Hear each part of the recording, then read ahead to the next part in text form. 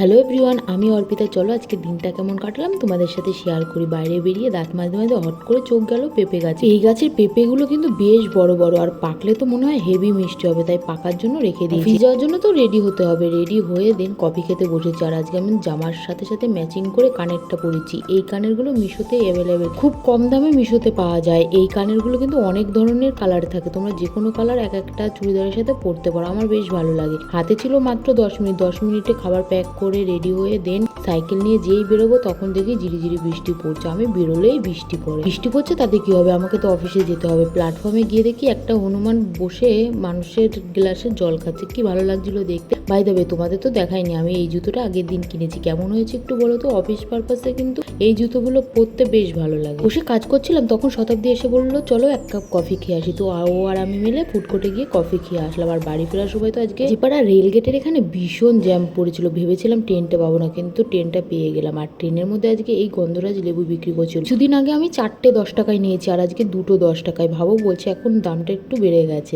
বাড়ি ফিরে তো মনা বলেছিল যে রাখি নিয়ে যেতে, তাই মনার জন্য কিছু রাখি নিয়ে গেলাম। আর নিয়ে গেছিলাম চাউমিন সবার জন্য। বাইরের খাবার টোটালি খাওয়া বন্ধ, তবুও আজকে একটু চাউমিন ট্রাই করলাম। আর রাতে তো ডিনার করেছি ডিম ভাজা আর খিচুড়ি দিয়ে। আই হোপ আজকের দিনটা ভালো লাগলো। টাটা।